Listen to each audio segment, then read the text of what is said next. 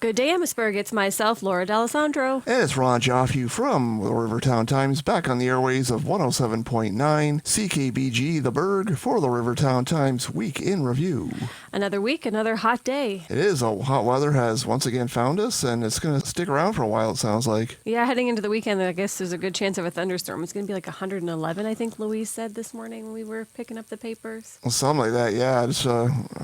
I do bring my water bottle everywhere, but I'll make sure to keep it cold this week. There you go. Turning our attention to the paper, the third annual Amherstburg Art Crawl was held over the weekend. The event started Friday night with an art crawl social and continued throughout the weekend, ending with an event down at the Navy Yard Park. The weekend ended with a concert event put on by the WSO, the Windsor Symphony Orchestra. Yeah, the brass quintet was down in the park, sponsored by Richard and Colleen Petty. Richard, of course, is the chair of the Art Crawl Committee, or I should say the Art Amherstburg Society, which presents the Amherstburg Art Crawl. And as you say, they started on Friday night with the social at the O, and that was the only ticketed event during the weekend. Saturday and Sunday was free. There was events down in Navy Yard Park. There was tours. There were mural unveilings. There was the Unleashed tour, in which allowed people just to freely go through and visit artists at the various 10 locations. There was artists at the Gibson Gallery. Of course, that artist, the current exhibit is Marshall White, and his exhibit runs through Sunday. In fact, there's a closing exhibit on Sunday afternoon for his Faces exhibit, but he was also part of the crawl,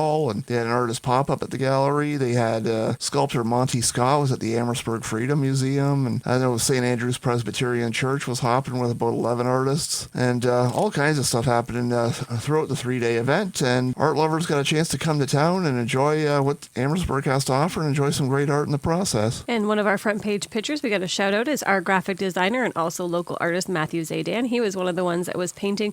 Where exactly was he?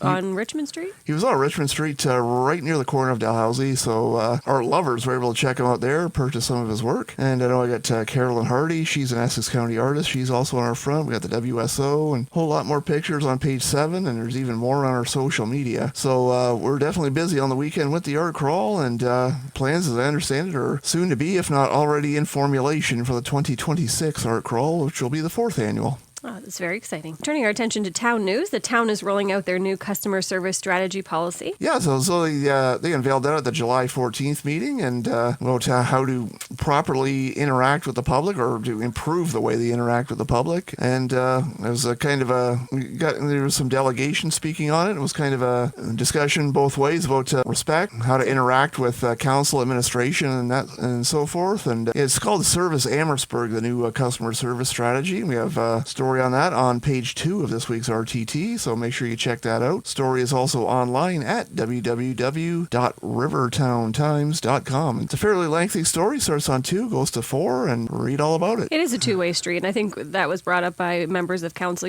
we have to give it to get it kind of thing. And I know when I call my doctor's office, there's a little thing that they say that respect starts with you. So I think we just we've dealt with that even in our business, right? Like how you interact with people, it speaks a lot about your intent and what you expect to get out of the conversation. So I'm grateful that the town is doing this, but I employ people to do better. Exactly. Yeah, it's like I say, people call the office. We have to do our best to serve our customers, but the vast majority of our customers are great with us, but. Yeah, once in a while, like when you're dealing with the public, you're going to get people who are maybe not as nice as you'd like them to be, but by and large, the public's great. But like I say, it goes both ways. Yeah. Town Council is asking for a report from the fire chief on the town emergency notification system, including looking at a new siren system. Yeah, there's some folks in town who would like to see the return of a siren system. The town has gone with the Amherstburg Alert system, so you can sign up for that through the town's website or the fire department's website to get enrolled, and that gives you notifications on your cell phone, your landline, your email, whatever you choose. But some folks are still concerned about the cell phone reliability and that sort of thing, and think the sirens are still a good way to notify people in case of an emergency. And they would like to see that explored or even brought back so they can see that everyone is protected in case of an emergency. So our new fire chief, Mike Mio, he's going to come back with a report, and we'll see what that entails and where they go from here. I really love the Amherstburg Alerts. Everybody in my household has signed up for it. So when something happens, all of our phones go off. You get a text, you get an email, you get a phone call. I think it's great, and I really suggest that people look to signing up for that. Because like you say, even your landline, they'll call your house too, right?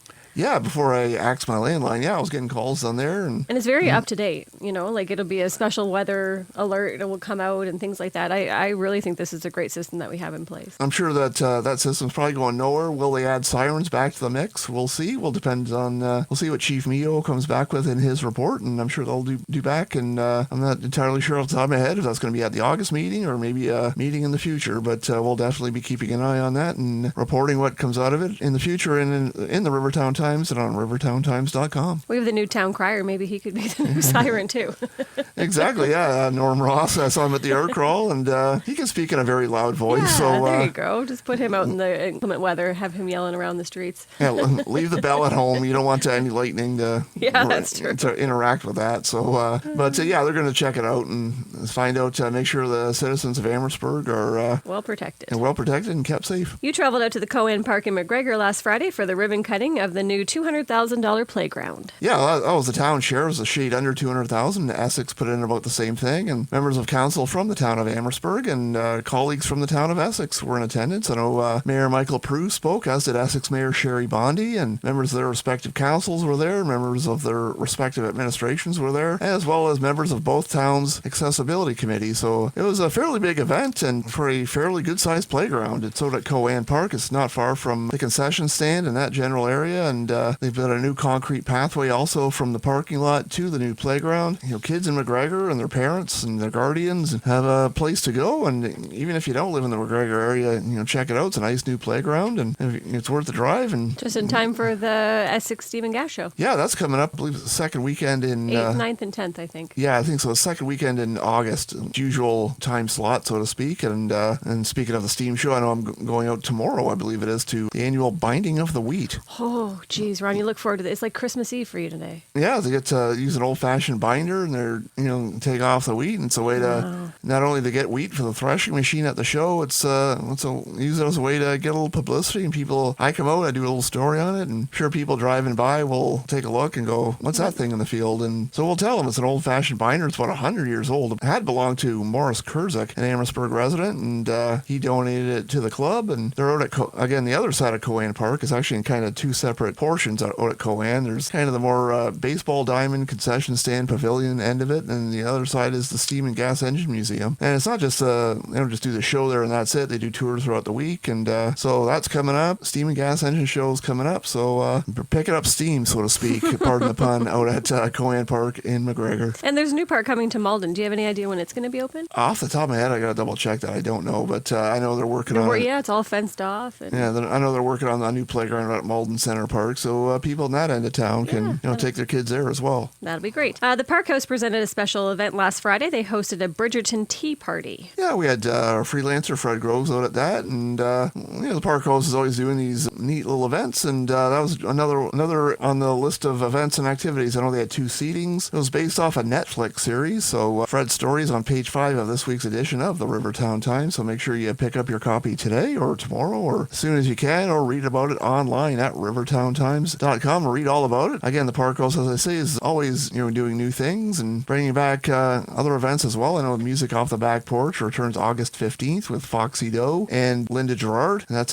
from 6 to 8 p.m. on August 15th. Check out parkhousemuseum.com or one of their social media sites to just keep on top of what the Park House is doing, and for that matter, go to our other museums as well, Gibson Gallery, Freedom Museum, and Fort Malden. Check out all the sites and keep on top of what they're all doing. I know the Fort's doing their Living History Festival. They have an ad, I believe it's on page 15, if I'm not mistaken, this week's RTT. So we're trying to keep you in the loop what's happening in a busy summer in Amherstburg. Also last Friday, it was kind of like the Young at Heart Day for you on Friday. You went out to the playground opening, and then you stopped by Briarswood Youth Camp for their annual Camp Color Wars Week. You were just living your best 11-year-old life there, Ron. Yeah, it was like kind of like similar to what they have the color run up in Windsor, and you get sprayed with different colors. And I was really hoping you'd come back all technicolored and chalked out. I kind of did. So a little girl comes up to you with a big smile on her face and a sock full of chalk dust in her hand going, "You want some?"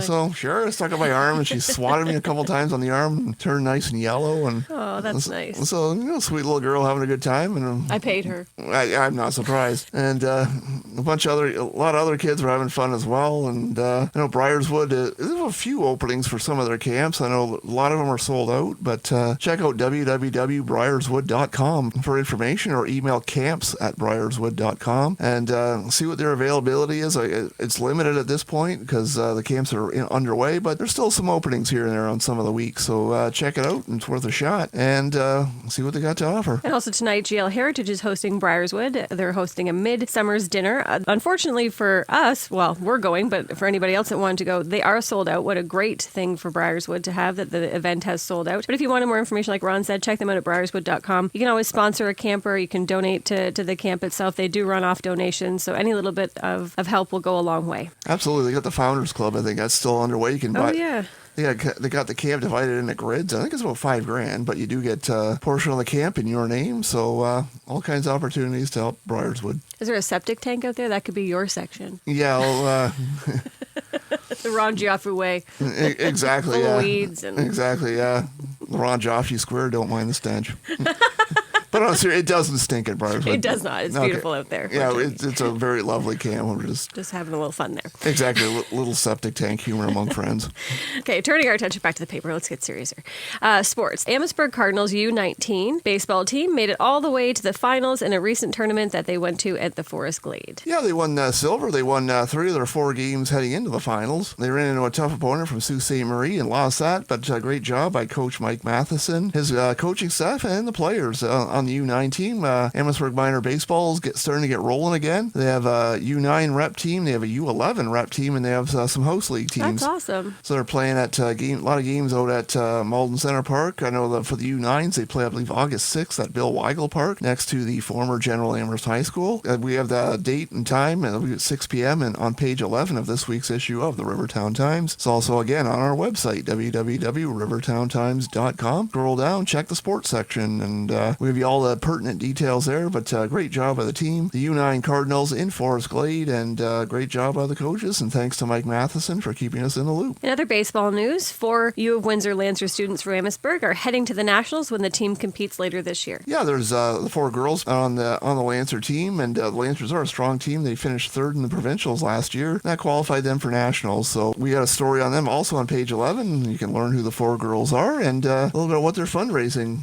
is coming up. I know they have a fish fry this Friday at the Columbus Community Hall. That's from 4:30 to 6:30, so make sure you check that out. And those girls are Celine DePape, Jennifer Dufour, Allison Dufour, and Jacqueline Pento. So again, a nice blue box on page 11 of this week's issue of the Rivertown Times, and you can read all about the team, what they're doing, and some of their fundraisers. And again, they're doing a fundraiser this Friday. They got the fish fry out at the Columbus Community Hall, 190 Richmond Street in Amherstburg, and we also got it in community events. So we got the prices in there, so come on out to the fish fry and support the team. So you start off the weekend with the fish fry, and then carrying through the weekend, Sunday is the car show. Amherstburg has gone car crazy, so that's exciting. That's always a summer staple for us here in town. That's going to be Sunday from 10 to 3. There's an ad on page 5, and the website there, if you want more information, is amherstburgsgonecarcrazy.com. Absolutely. It's always a great time. It's one of those things you always, like any outdoor event, you hope for great weather. Yeah, especially with this one. Exactly, yeah, because...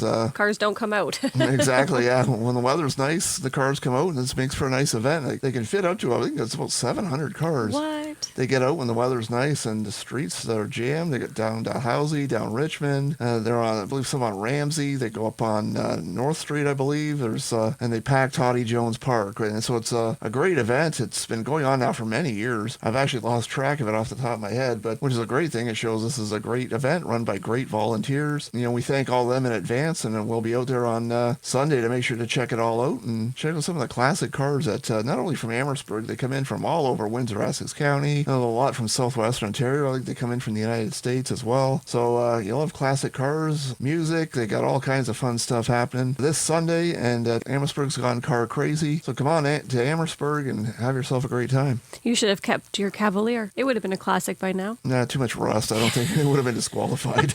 They'd be like, what's this clunker doing here? Exactly, yeah. They would have had me towed. Yeah, that's true. Get this thing out of here. Oh, goodness. Also, another ad on page 5 is the 15th Annual Amherstburg Food and Fellowship Golf Tournament. That's going to be August the 16th at Dominion this year. Hopefully, they get to golf. I sat on the committee for the last 2 years, and both years they were rained out. So I said I'm going to take a step back. Maybe I'm the curse of the rain. So hopefully, fingers crossed, we have great weather on the 16th of August. But if you're interested in sponsoring a hole, sponsoring the event, playing in the event, please, please, please reach out to the mission. There is a QR code in the ad on page 5. You can get more information at abergmission.ca. Absolutely. So check out that QR code. We also have posters up at our office, at the bulletin board. And anywhere you see a poster, scan the QR code, go to the mission website, or even stop in the mission. Sign up your foursome, or even just sign up as an individual golfer, or even just come to the dinner. You don't have that's true. Even if you're not a golfer, the dinner's at 2 o'clock. It's maybe $50 just to go to the dinner. But more details on the ad on page 5. We got a little something in the community events column as well on page 13. But the mission's just a great cause, and we give them our full support. And hopefully they do well and get a strong field of golfers coming out on the 16th of August. That's hoping. All right, Ron, was there anything else that you wanted to highlight for the weekend? Or I just want to thank our drivers, Louise and Ashley. They're out there filling the boxes around Amherstburg, Essex, LaSalle, and Harrow. And so make sure we want to thank them and for all the hard work they're putting in today. And again, the paper is also online at www.rivertowntimes.com. We always want to give that plug to our website. Again, lots of stuff happening in LaSalle markets. I believe return this Sunday night. And once you leave the car show, if you're head to LaSalle, check that out. And lots of stuff, more stuff in this week's paper. We just kind of scratched the surface of it. And just pick up your copy in and around Amherstburg or surrounding municipalities, or check us out online. I just want to end on a little personal note. Today is my grandmother, we call her Grandma Turkey for a whole other reason, but today is her 99th birthday. So I just wanted to shout her out and say, happy birthday, Grandma Turkey. We love you. You are such an inspiration to our family. We're so grateful we've got to share you. And to think that, wow, you're 99. I don't know. I think I feel 99 some days, but I don't actually know what living that long must feel like. And I hope, we've all made you proud. You're grandma to many, and you've seen many things throughout your life, and you're just such a treasure to us. So we want to take time to wish you a happy birthday, and here's to many, many more. Happy birthday. And as we were saying in the office this morning, she's probably in better shape than I am, and I'm 52, so. Yeah, it's not saying much though, Ron. That is true. All right, Amherstburg, have a great day. Stay cool. Enjoy everything that's going on around town, and we'll see you when we see you. Have a great day. Have a great day. Have a great week. We'll be back on the airwaves of 107.9 FM The Bird next Wednesday at 12 noon and the replay at 4:30 p.m.